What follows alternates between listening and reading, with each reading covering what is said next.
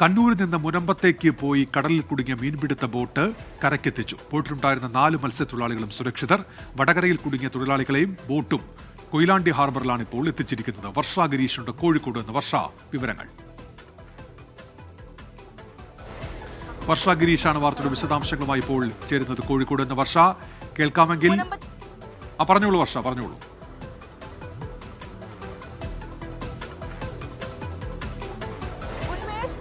വൈകിട്ടാണ് സംഭവം. നമുക്കറിയാം, കോഴിക്കോട് ഭാഗങ്ങളിലെല്ലാം ഇന്നലെ വൈകിട്ട് നല്ല അതിശക്തമായ മഴയായിരുന്നു. ഇതിനിടെയാണ് കണ്ണൂരിൽ നിന്നും മുനമ്പത്തേക്ക് മത്സ്യബന്ധനത്തിനായി പോകുന്ന യാക്കൂബ് എന്ന ബോട്ട് എഞ്ചിൻ തകരാറ് കാരണം വടകര ഭാഗത്ത് കുടുങ്ങിയത്. ശേഷം അധികൃതരെ വിവരം അറിയിക്കുകയായിരുന്നു. 4ഓളം മത്സ്യത്തൊഴിലാളികളായിരുന്നു ഈ ബോട്ടിൽ ഉണ്ടായിരുന്നത്.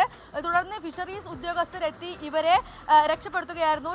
ഈ ബോട്ടും അതേപോലെ 4 മത്സ്യത്തൊഴിലാളികളെയും കൊയിലാണ്ടി ഹാർബറിലാണ് എത്തിച്ചത്. എന്തായാലും അല്പനേരം ഇവർ ഭയന്നു പോകുന്നൊരവസ്ഥയായിരുന്നു.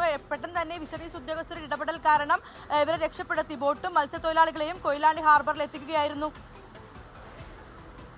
ഇവർക്ക് വേറെ പ്രശ്നങ്ങളൊന്നും ഇല്ലല്ലോ അല്ലേ വർഷ?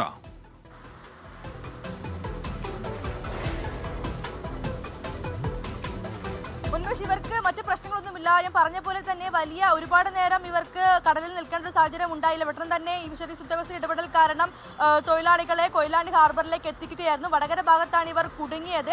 എന്നാൽ അല്പനേരം ഇവർക്ക് ഭയം ഉണ്ടായി, കാരണം ശക്തമായ മഴ ഉൾപ്പെടെയുള്ള സമയത്താണ്. എന്തായാലും നിലവിൽ ഇപ്പോൾ അവർക്ക് ആർക്കും വലിയ ആരോഗ്യ പ്രശ്നങ്ങളില്ല എന്നുള്ളതാണ് അറിയാൻ കഴിയുന്നത്.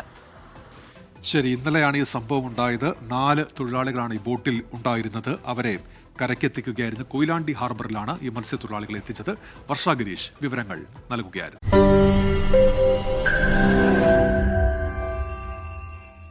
ലോകത്തെവിടെയായാലും ഏത് സമയത്തും 24 വാർത്തകളും ഓഗ്മെന്റഡ് റിയാലിറ്റി പാക്കേജുകളും എക്സ്പ്ലെയിനറുകളും വിശദമായി കാണാൻ ഞങ്ങളുടെ യൂട്യൂബ് ചാനൽ നിങ്ങൾക്ക് സബ്സ്ക്രൈബ് ചെയ്യാം.